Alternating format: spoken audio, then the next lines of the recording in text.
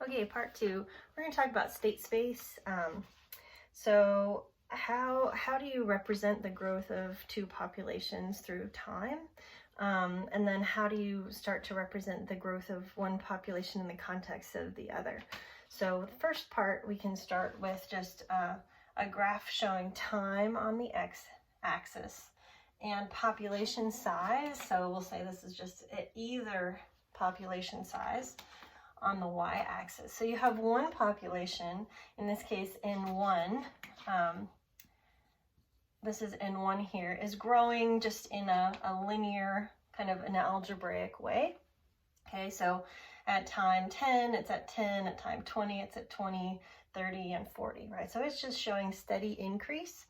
Population 2 starts off higher than population 1, has a little blip, and then drops down below population 1. So this is a nice graph. I think we all recognize what's going on in this graph. What becomes a little bit of a challenge is when we want to try to plot the function of population 1 and population 2 in what's called state space. And so to do this, basically we look at the graph over here and we translate it or transpose it into state space.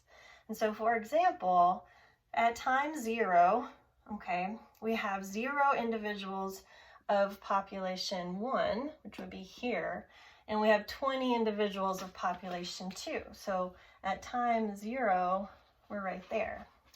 Now at time 10, right here, we have 10 individuals of population 1, and we have 30 individuals of population 2. So we have a dot there.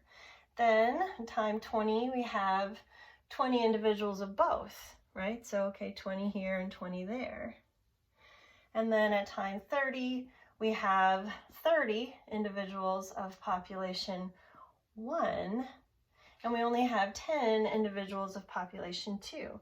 So we're dropping over to here. And the same is true for 40. At time 40, we have 40 individuals of population 1 and only 10 individuals of population 2. And so interestingly, the state space graph looks like this for the two populations.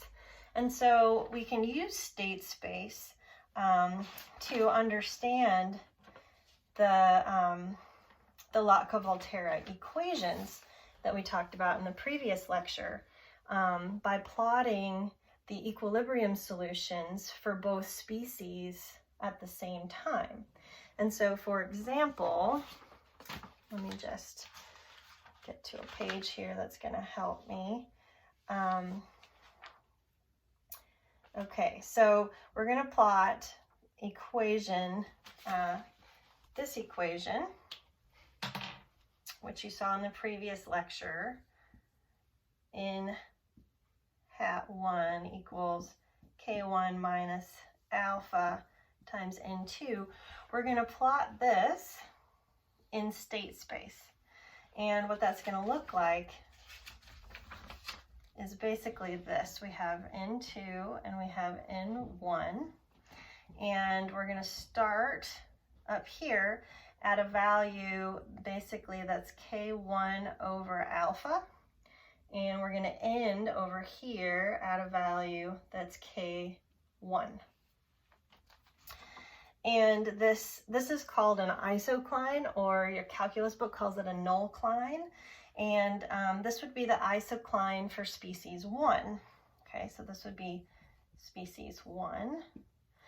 And then we would plot the other equation, N2 equals K2 minus beta times N1, and that would look really similar,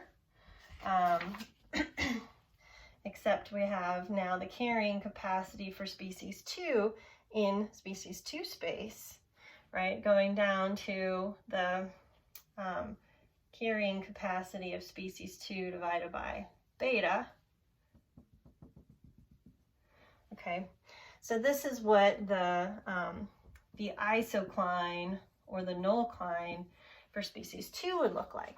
Now what's neat is because these are both in this state space, N2 and N1, we can plot them together and then we can look at their relationship, and that will tell us something about competition and who might outcompete who, or whether they can exist in some stable equilibrium state. Now,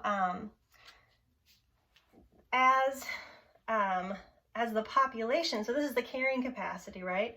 So for species 1, okay, we're going in this direction for species 1, it would be moving toward this isocline if the population size is below the carrying capacity. If it was above, and then it would be moving back toward the carrying capacity. For species 2, because we're going in this direction, we see something similar, but we have population growing until it reaches the carrying capacity, or if it's above the carrying capacity, being pushed down towards the carrying capacity. So keep in mind these vectors, right? And I think that ecology books don't do as good a job as the calculus book, that these vectors aren't always moving exactly in the straight line, but it's a little bit more complicated. I think this is simplified, and Melissa might have a hard time with it, but anyway, we're gonna take the state space idea, and we're going to start plotting the two species together and looking for relationships.